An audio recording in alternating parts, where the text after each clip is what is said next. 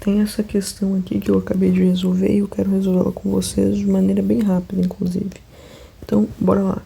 Ó, 3 blocos de massa M1 igual a 5. Então, já vamos botar aqui, ó, 5 quilos. M2 desconhecida, ponto de interrogação, nem precisa de botar nada. E aqui M3 igual a 10 quilos. Estão unidos por cordas de massa desprezível, conforme mostrado na figura. O sistema encontra-se em equilíbrio estático. Considere que não há atrito no movimento da roldana, aqui então não tem atrito, e que o bloco de massa M1 está sob uma superfície horizontal. Realmente ele está sob uma superfície horizontal. Lembrando, tá? Horizontal é esse eixo aqui e vertical é esse eixo aqui. Use a gravidade como 10, perfeito. Determine o coeficiente de atrito estático entre o bloco da mesa M1, ou seja, aqui vai ter uma força de atrito. Qual é a tendência de movimento desse bloco? Você concorda comigo que se não tivesse nenhum atrito, ou seja, nada que barrasse ele de prosseguir andando, ele seguiria para cá? Cairia da mesa? Aqui está dizendo que esse sistema está em equilíbrio estático, ou seja, ele está parado. Para ele estar parado, é óbvio que, como ele tem uma força para seguir para cá, né? Essa corda aqui está puxando ele, essa corda aqui exerce uma tração sobre ele, para cá, para o sentido de cá, né? Para o sentido da minha direita, ao menos. Vai ter que ter uma força de atrito em oposição à tendência de movimento. Até vou pegar aqui uma outra cor para poder deixar bem grifado. Ó, vai ter que ter uma FAT em oposição à tendência de movimento. O que é FAT? Força de atrito. Tá? Perfeito. Então, como eu vou fazer agora para resolver prosseguir aqui na questão? Primeira coisa, você concorda comigo que esse bloco aqui, ele tem uma força-peso, certo? Fp, que é igual a massa dele vezes a gravidade. Ótimo. Você concorda que esse bloco aqui também tem uma força-peso, esse aqui também tem uma força-peso. Ok, todos os blocos aqui têm força-peso. Mas por que é importante eu saber a força-peso desse bloco aqui? Aí que vem um grande ponto. Porque você concorda que a única força que esse bloco aqui exerce sobre esse sistema, sobre essa corda, é a força-peso dele? Você concorda que a única coisa que puxa aqui para baixo é o peso desse bloco? E você pode seguir. E outra coisa, tá? Em uma corda. Isso aqui é até uma frase para ser anotada. Em uma corda, vírgula, todos os pontos estão sob mesma tensão. Como assim tensão, Luana? Se aqui, olha isso, se aqui essa corda aqui sofre uma força de... Eu já vou botar aqui a tradução, tá? Mas vou dar aqui um número aleatório, de 1 Newton.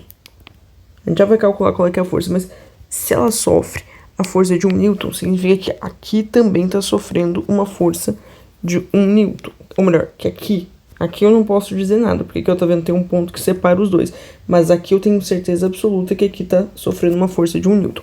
Aqui eu já não consigo dizer muito. Mas olha isso. Entre esses dois aqui, ó, essa extensão aqui inteira de corda tá todo sob a mesma tensão.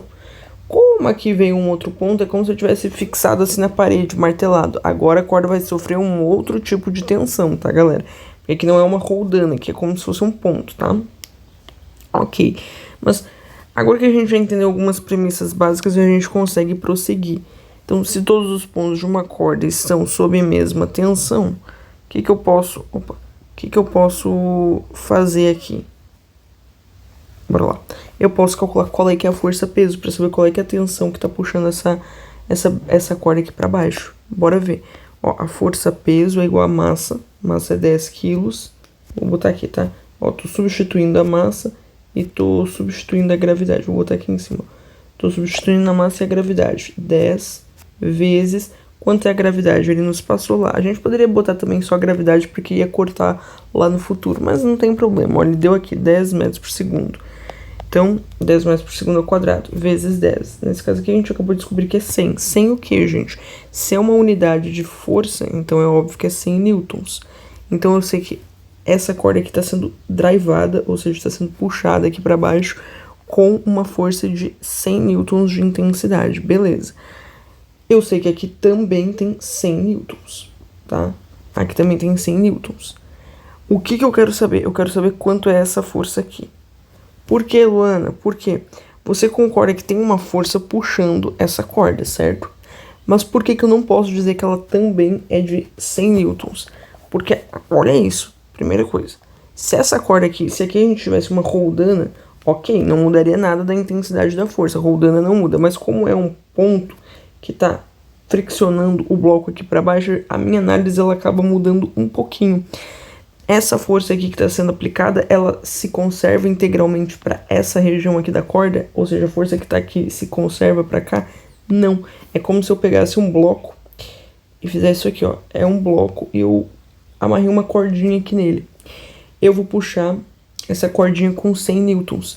Eu vou conseguir produzir 100 newtons de puxão, claro, mas eu vou conseguir produzir 100 newtons também aqui, ó, na componente horizontal, ou seja, para ela ir para frente, eu estou produzindo uma força de 100 newtons? Não. Essa força aqui que eu produzo, ela é na diagonal, ou seja, uma parte dela eu estou usando para subir o bloco, outra parte dela, isso é decomposição de vetores, tá?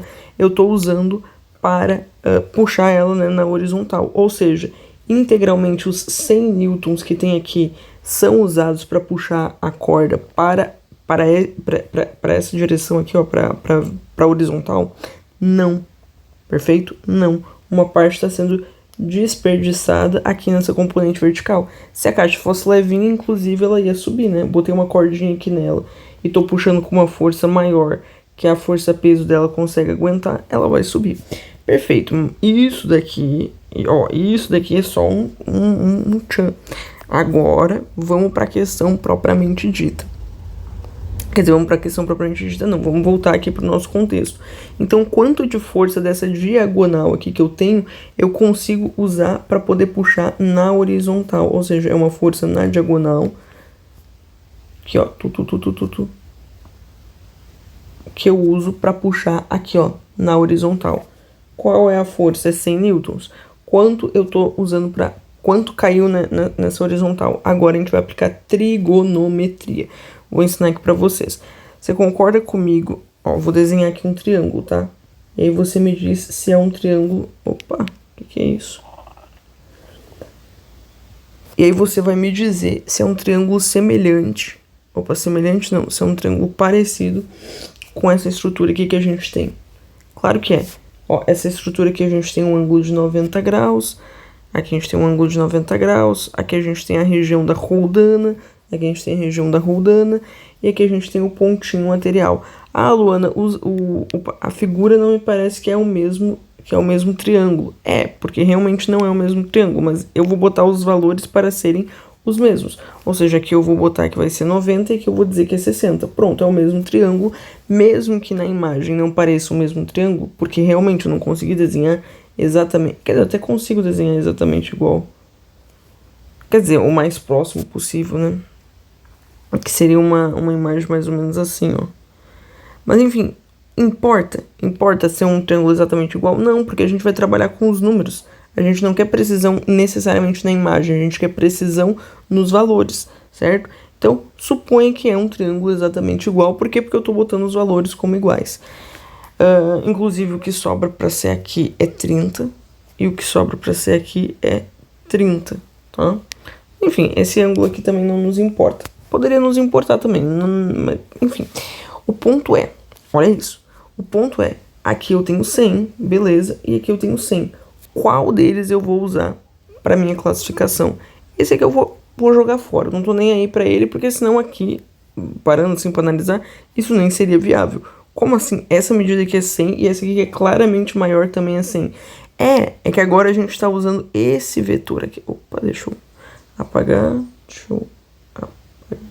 pronto, foi.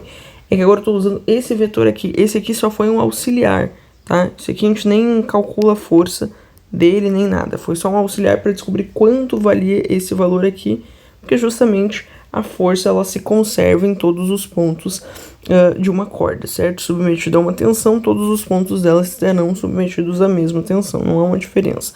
Ok, então pensa comigo, se aqui eu tenho 100 newtons, quanto eu vou ter aqui, que é a componente horizontal? Ué, bora fazer o cálculo. O que eu tenho? Eu tenho a hipotenusa, e eu também tenho a hipotenusa igual a 100. E o que eu quero descobrir? Eu quero descobrir o meu. Esse x, ele tá colado com o ângulo de 60 ou ele tá oposto ao ângulo de 60? Ué, ele tá colado ao ângulo de 60. Então é cateto adjacente.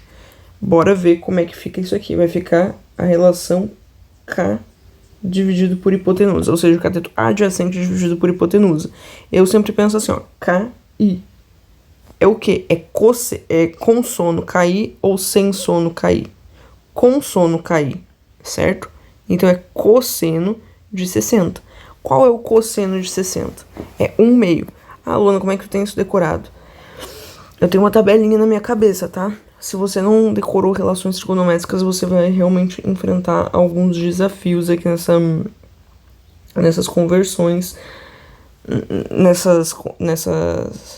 é nessas conversões, desculpa, em círculo trigonométrico, tá? Você vai enfrentar grandes problemas em trigonometria, em decomposição de vetor, em tudo. A hipotenusa fica aqui embaixo. Ó, galera, se daqui pra cá eu dividir por 2, daqui pra cá eu também vou dividir por 2, certo? Então o x nesse caso aqui, eu sei que vai dar 50. Ou se daqui pra cá eu aumentei 50, daqui pra cá eu também vou aumentar 50. Dá pra pensar assim também. Ok, o ponto é... na verdade, daqui pra cá eu reduzi 50, então daqui pra cá eu vou aumentar 50, ou mesmo daqui pra cá eu vou reduzir 50. Ok, o ponto é...